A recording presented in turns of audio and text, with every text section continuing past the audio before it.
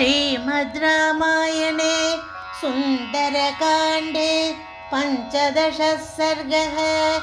सवीक्षमाणस्तत्रस्थो मार्गमाणश्च मैथिलीम् अवेक्षमाणश्च महीं सर्वां ताम् अन्ववेक्षत। सन्तानकलदाभिश्च पादपैरुपशोभितां दिव्यगन्धरसोपेतां सर्वतः समलङ्कृतां तां सनन्दनसङ्काशां मृगपक्षिभिरावृतां हर्म्यप्रासादसम्बाधां कोकिलाकुलनिस्वनां काञ्चनोत्पलपद्माभिः वापीभिरुपशोभितां बह्वासनकुतोपेतां बहुभूमिगृहायुतां सर्वर्तुकुसुमैरम्यां फलविद्भिश्च पादपैः पुष्पितानाम् अशोकानां श्रिया सूर्योदयप्रभां प्रदीप्तामिव तत्रस्थो मारुतिः समुदच्छत। निष्पत्रशाखामिहगैः क्रियमाणामिवासकृते विनिष्पदद्भिः शदशः चित्रैः पुष्पावतंसकैः आमूलपुष्पनिचितैः अशोकैः शोकनाशनैः पुष्पभार अधिभारैश्च स्पृशद्भिरिव मेदिनी कन्निकारैः कुसुमितैः किंशुकैश्च सुपुष्पितैः सदेशप्रभया तेषां प्रदीप्तैव सर्वतः पुन्नागाः सप्तपर्णाश्च चम्पकोद्दालकास्तथा विवृद्धमूला बहवः शोभन्ते स्म सुपुष्पिताः शादकुम्भनिभाः केचिदग्निशिखोपमाः नीलाञ्जननिभाः केचित् तत्राशोकाः सहस्रशः नन्दनं विविधोद्यानं चित्रं चैत्ररथं यथा अतिवृत्तमिवाचिन्त्यं दिव्यं रम्यं श्रियावृतं द्वितीयमिव चाकाशं पुष्पज्योतिर्गणायुतं पुष्परत्नशतैश्चित्रं पञ्चमं सागरं यथा सर्वत्र पुष्पैर्निचितं पादपैर्मधुगन्धिभिः नानानिदारे उद्यानं नानानिनादैरुद्यानं रम्यं मृगगणैर्द्विजैः अनेकगन्धप्रवहं पुण्यगन्धं मनोरमं शैलेन्द्रमिव गन्धाढ्यं द्वितीयं गन्धमादनम् अशोकवनिकायां तु तस्यां वानरपुङ्गवः स ददर्शाविदूरस्थं चैत्यप्रासादमुच्छ्रितं मध्ये स्तम्भसहस्रेण स्थितं कैलासपाण्डरं प्रवालकृतसोपानं तप्तकाञ्जनवेदिकं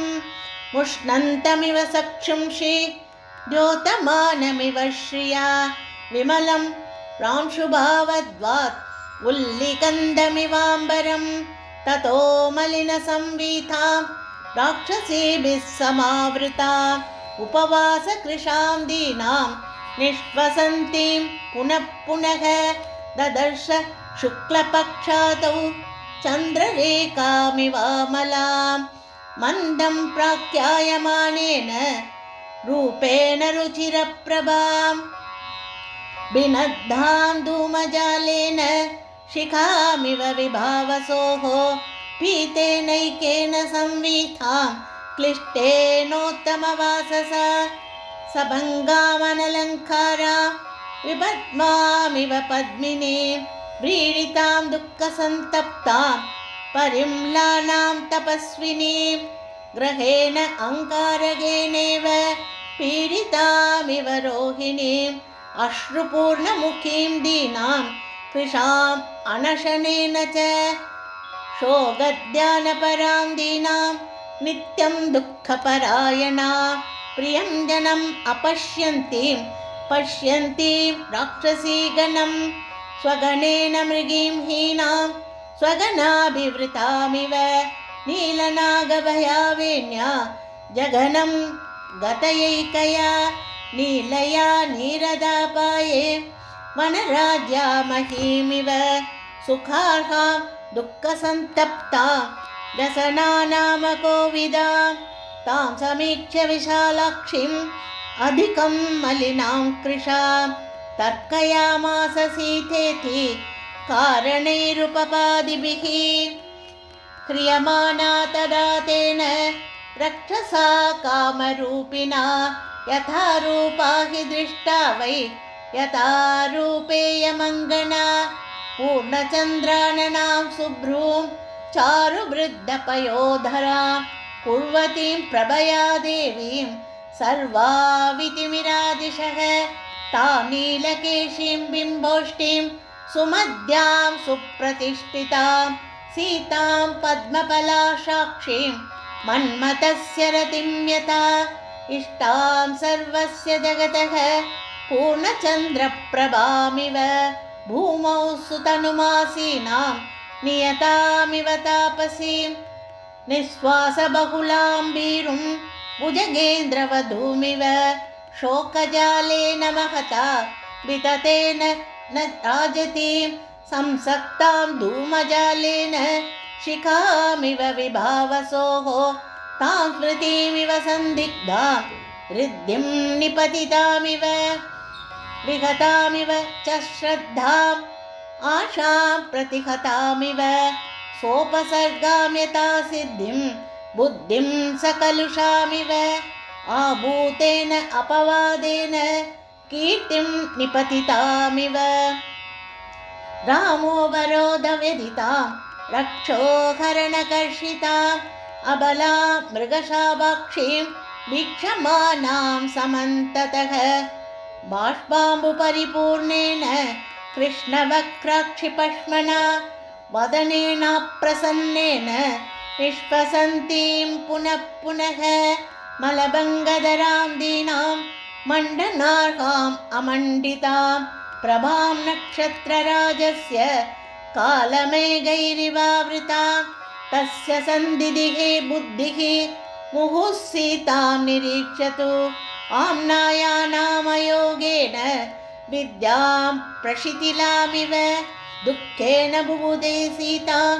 हनुमान् अनलङ्कृतां संस्कारेण यथा हीनां वाचम् अर्थान्तरं गता तां समीक्ष्य विशालाक्षीं राजपुत्रीमनिन्दिता तर्कयामास सीतेति कारणैरुपबादिभिः वैदेह्यायानि चाङ्गेषु तदा रामोऽन्वकीर्तयत् तान्याभरणजालानि शाकाशोभिन्यलक्षयत् सुकृतौ कर्णवेष्टौ च स्वदंशौ च सुसंस्थितौ मणिविद्रुमचित्राणि हस्तेषु आभरणानि च श्यामानि चिरयुक्तत्वात् तथा संस्थानवन्ति च तान्येवैतानि मन्येऽहं यानि रामोऽन्वकीर्तयत् तत्र यान्यवहीनानि तान्यहं नोपलक्षये यान्यस्यानावहीनानि तानि मानि न संशयः पीतं कनकपट्टाभं स्रस्तं तद्वसनं शुभम् उत्तरीयं नगासक्तं तदा दृष्टं प्लवङ्गमैः भूषणानि विचित्राणि दृष्टानि धरणीतले अनयैवावविद्धानि स्वनवन्ति महान्ति च इदं चिरगृहीतत्वात् वसनं क्लिष्टवत्तरं तथापि नूनं तद्वर्णं तथा श्रीमद्यते तरत् इयं कनकवर्णाङ्गी रामस्य महिषी प्रिया प्रणष्टापि सती यस्य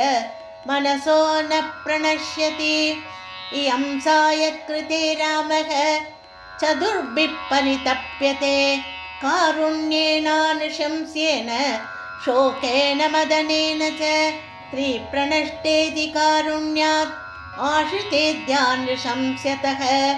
पत्नी नष्टेति शोकेन प्रियेति मदनेन च अस्या देव्या यथा रूपम् अङ्गप्रत्यङ्गसौष्ठवं रामस्य च यथा रूपं तस्येयम् असिते क्षणा अस्या देव्या मनस्तस्मिन् तस्य चास्यां प्रतिष्ठितं तेनेयं स धर्मात्मा